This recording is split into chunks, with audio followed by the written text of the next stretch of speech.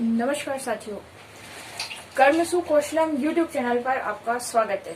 तो आज हम यूनिट 1 का आज हमारा नया टॉपिक है षड दर्शन।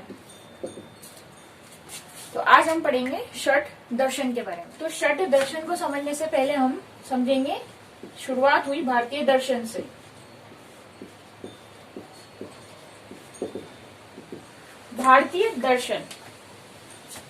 भारतीय दर्शन दो शाखाओं में विभाजित हुआ। एक हुआ आस्तिक दर्शन और दूसरा है नास्तिक दर्शन। अब अगर हम आस्तिक दर्शन की बात करें तो आस्तिक दर्शन में ही ये हमारे जो योग के षड दर्शन है ये आ जाते हैं। इसके बारे में हम पूरी चर्चा आगे करेंगे। और नास्तिक दर्शन यानी कि आस्तिक यानी कि जो ईश्वर को मानते हैं, जो ईश्वर की सत्ता में विश्वास करते हैं, और नास्तिक यानी कि जो ईश्वर को नहीं मानते। तो नास्तिक दर्शन में कौन कौन से आ गए हैं? जो सिख धर्म, जैन धर्म, ये ईश्वर की सत्ता में विश्वास नहीं करते हैं। बौद्ध धर्म और चारवाक धर्म। ये हमारे लिए सिर्फ याद करने के लिए है। इस तरह का प्रश्न ऑब्जेक्टिव बन सकता है कि क्या सिख धर्म, जैन धर्म, बौद्ध धर्म और चारवाक धर्म ये जो है ये भारतीय दर्शन की किस शाखा में आते हैं, आस्तिक दर्शन में या नास्तिक दर्शन में? तो ये सिर्फ इतना सा डिटेल, इसके बारे में हम सिर्फ इतना सा करेंगे। इसके बाद में हमारे कोर्स में है जैन धर्म और बौद्ध धर्म में योग, तो इसके बारे में हम आगे चर्चा करेंगे। अभी हम देखते हैं आस्तिक दर्शन। आस्तिक दर्शन में आ जाते हैं षड दर्शन। तो अब ये 6 दर्शन जो है वो हमारे सिलेबस का एक महत्वपूर्ण भाग है।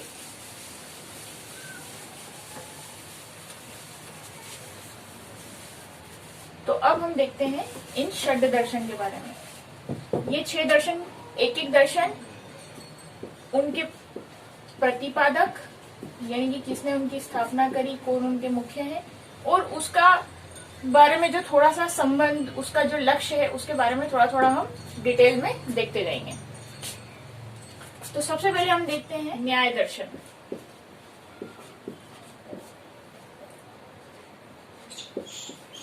न्याय दर्शन के प्रतिपादक कौन थे? कपिल मुनि। अब इसके बारे में अगर हम देखें तो इसमें विशेषता क्या है? इसकी जो मुख्य बात है वो ये है कि जो न्याय दर्शन था वो तर्कशास्त्र के नियमों पर आधारित है। किस पे आधारित है? थोड़ा तर्कशास्त्र के नियमों पर आधारित है। और ज्ञान के द्वारा इसका मुख्य लक्ष्य क्या है इस दर्शन का? तो अन्य सभी दर्शनों का लक्ष्य जो है वो मोक्ष की प्राप्ति ही है, लेकिन न्याय दर्शन का जो लक्ष्य है वो ज्ञान के द्वारा मानव जीवन का जो चरम लक्ष्य है वो क्या है? मोक्ष। तो ज्ञान के द्वारा मोक्ष की प्राप्ति इसका जो है न्याय दर्शन का जो ये लक्ष्य है। तो अभी हमने देखा न्याय दर्शन, इसके जो प्रतिपादक है वो कपिल मुनि है। तर्कशास्त्र के नियमों पर आधारित है न्याय दर्शन, और लक्ष्य जो है ज्ञान द्वारा, सच्चे ज्ञान द्वारा, वास्तविक ज्ञान द्वारा जो है मोक्ष की प्राप्ति। अब हम दूसरा देखते हैं वैशेषिक दर्शन। वैशेषिक दर्शन, इसके प्रतिपादक है ऋषि कणाद। और ये दर्शन का भी लक्ष्य क्या है? मैंने अभी कहा कि सारे दर्शन का जो लक्ष्य है वो कैवल्य, मोक्ष प्राप्ति है। तो वैशेषिक दर्शन भी ये मानता है कि सांसारिक मोह माया से त्याग, यानी कि सांसारिक मोह माया से निवृत्ति, और जीवन जो है इनके जन्म मरण के बंधन से जो है मुक्त हो। तो जीवन का लक्ष्य भी क्या हो गया? मोक्ष। तो ये भी जो मानव जीवन का परम लक्ष्य है वही सांसारिक मोह माया से त्याग यानी कि निवृत्ति से मोक्ष की प्राप्ति। तो वैशेषिक दर्शन का भी यही हुआ। तो इसके मुख्य प्रतिपादक कौन है? ऋषि कणाद। तो हर दर्शन के जो प्रतिपादक है, ये प्रश्न परीक्षा में आता है। 6 दर्शनों में से कोई भी 4 या 5 दर्शन, उनका सही मिलान करने के हिसाब से एक प्रश्न बनता ही बनता है। तो ये 2 प्रश्न हो गए हमारे। 2 दर्शनों के बारे में हमने अभी पढ़ा। अब हम पढ़ेंगे अगले दर्शन के बारे में।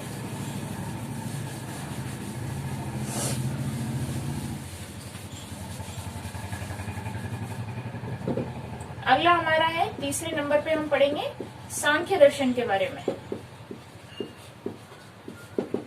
सांख्य शब्द से स्पष्ट हो रहा है संख्या भी, लेकिन सही अर्थ है ज्ञान। किसका ज्ञान? ईश्वर का, यानी कि सत्य ज्ञान। सांख्य में सबसे पहले हम बात कर लेते हैं सांख्य की जो प्रवक्ता हैं, यानी कि जो इसके प्रतिपादक हैं, वो है कपिल मुनि। सांख्य के प्रतिपादक कौन है? कपिल मुनि। और सांख्य यानी कि इसका अर्थ क्या हो गया? संख्या, यानी कि ज्ञान, सत्य ज्ञान। अब सत्य ज्ञान क्या है वो पढ़ते हैं, लेकिन उसके पहले देखेंगे कि जो ये सांख्य दर्शन है वो 25 श्रेणियों में विभाजित है। इसको 25 श्रेणियां बोल दें या सिद्धांत बोल दें, या 25 तत्वों में विभाजित है, तत्व बोल दें। ये प्रश्न बनता है। सांख्य दर्शन कितनी श्रेणियों में विभाजित है? तो 25 पे। इनमें से 2 अभौतिक सिद्धांत हैं। वो क्या है? एक प्रकृति, जिसके बारे में योग दर्शन, पतंजलि जी के योग सूत्र में भी चर्चा की गई है। और वैसे भी सांख्य दर्शन और योग दर्शन को एक ही सिक्के के पहलू माना जाता है, एक ही सिक्के के 2 पहलू हैं। तो प्रकृति और ये पुरुष, ये जो है सांख्य के इन 25 में से 2 तत्व, अभौतिक तत्व क्या है? प्रकृति और पुरुष। प्रकृति और पुरुष दोनों शाश्वत हैं, लेकिन दोनों का अस्तित्व जो है वो अलग अलग है। ये दोनों क्या है? शाश्वत हैं, लेकिन अलग अलग अस्तित्व है इनका।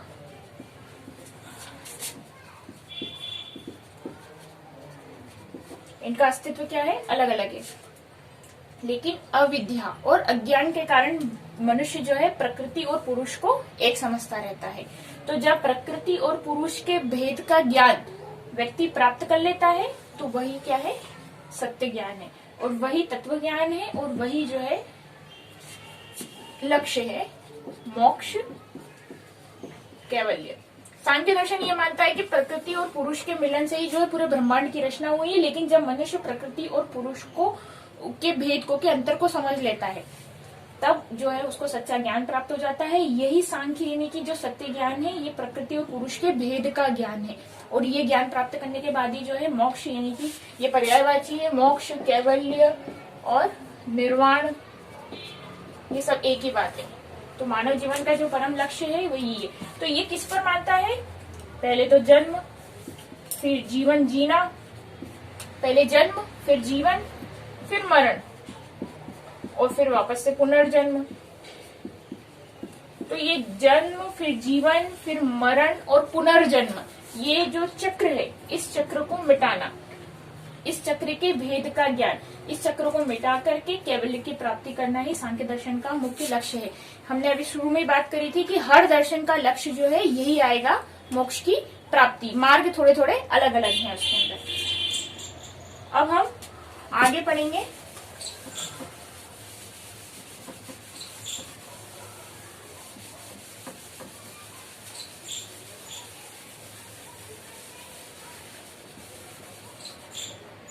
जो हमारा मुख्य आ जाता है योग दर्शन। मुख्य हालांकि सभी है, लेकिन हमारे सिलेबस के हिसाब से सांख्य और योग दर्शन जो है मुख्य रूप से लिए गए हैं। योग दर्शन के प्रतिपादक कौन है? सबसे पहले इसी विषय पर चर्चा करते हैं। तो महर्षि पतंजलि, जिन्होंने योग की पहली पुस्तक लिखी है, योग सूत्र। इसके पहले योग क्या होता था हमने पहले चर्चा करी थी कि गुरु शिष्य परंपरा में ही चलता था। हमने पहले देखा था कि ब्रह्मा जी ने अपने ज्येष्ठ पुत्र अंगिरा अथर्व को दिया था, इस तरीके से वो चले आ रहा था। लेकिन जब ऋषि पतंजलि जी आए तो उन्होंने योग के लिए सबसे पहले पुस्तकों में लिखा, तो वो है योग सूत्र। ये योग सूत्र जो है वो 4 अध्यायों में डिवाइडेड है। इसके बारे में हमको सब पता ही है। कौन कौन से है? समाधिपाद, साधन, विभूति और कैवल्य। अंतिम इसमें भी वही आता है, इन सब से गुजर के कैवल्य। तो इसमें कुल अलग अलग मिलाकर के 195 सूत्र हैं। और इसी में एक सबसे बड़ी जो रचना हुई है, जो सबसे बड़ा नियम दिया है उन्होंने, चरण दिए हैं, वो है हमारे अष्टांग योग। इसी में अष्टांग योग की योग सूत्र में ही चर्चा की गई है। अष्टांग योग के 8 चरण कौन कौन से हैं? यम, नियम, आसन, प्राणायाम, प्रत्याहार, धारणा, ध्यान और समाधि। तो योग दर्शन भी क्या कहता है? इन सब मार्ग से गुजर के वापस से अंतिम क्या है? कैवल्य की प्राप्ति। तो सब में हमने बात करी है, सब दर्शन अलग अलग मार्गों का बोलते हैं, लेकिन मंजिल सबकी एक है। क्या है? कैवल्य। तो योग दर्शन ऋषि पतंजलि योग सूत्र की रचना हुई है, 4 अध्यायों में विभाजित है। कुल 195 सूत्र है। समाधिपाद, साधनपाद, विभूतिपाद और कैवल्यपाद। और अष्टांग योग दिया है जिसके 8 चरण है, यम से लेकर के समाधि तक। यम में भी 5 है और नियम में भी 5 है, वो हम आगे देखते हैं। अब हम अगले दर्शन की चर्चा करते हैं।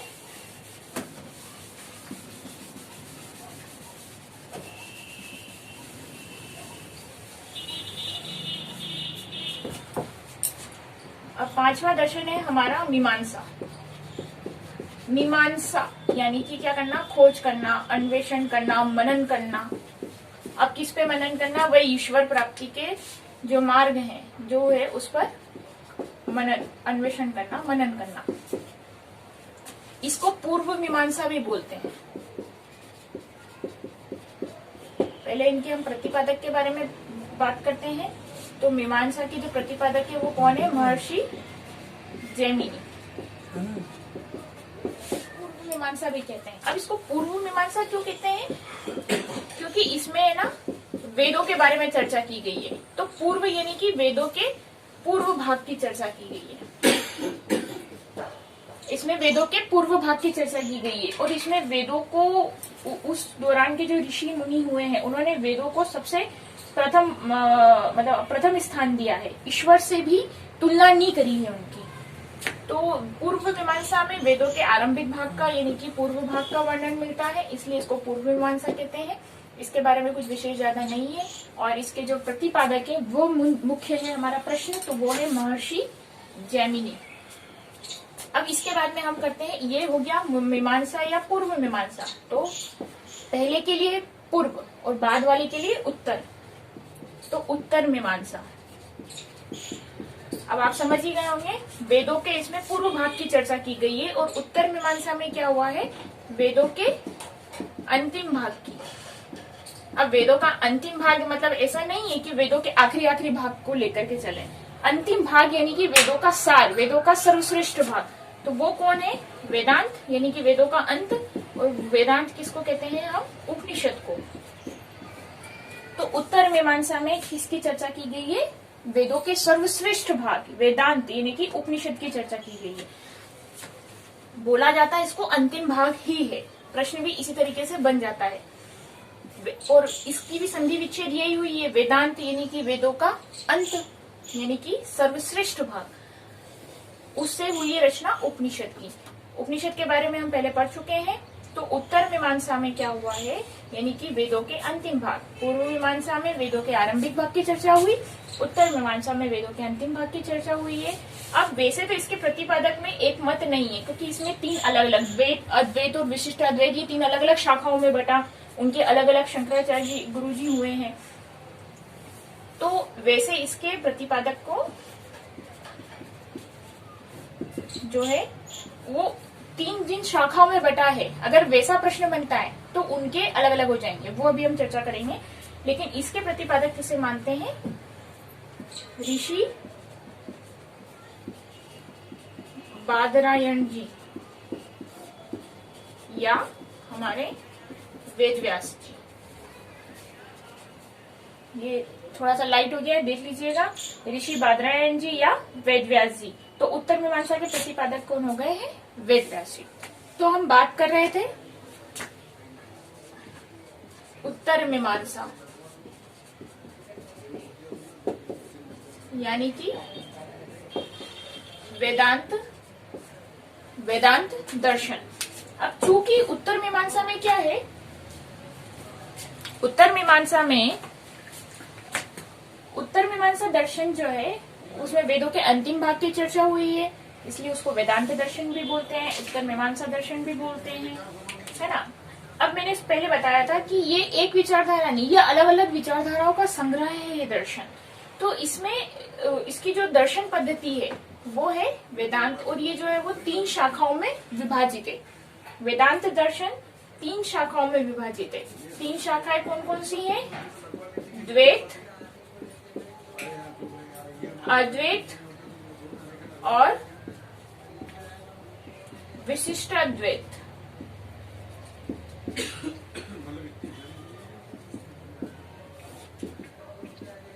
क्या है? 3 अलग अलग इसकी शाखाएं हैं और तीनों के अलग अलग गुरु हैं। तो द्वैत जो शाखा है उसके गुरु कौन है? माधवाचार्य जी। अद्वैत के आदि शंकराचार्य जी, और जो विशिष्टाद्वैत है इस शाखा के प्रतिपादक कौन है? रामानुजाचार्य जी।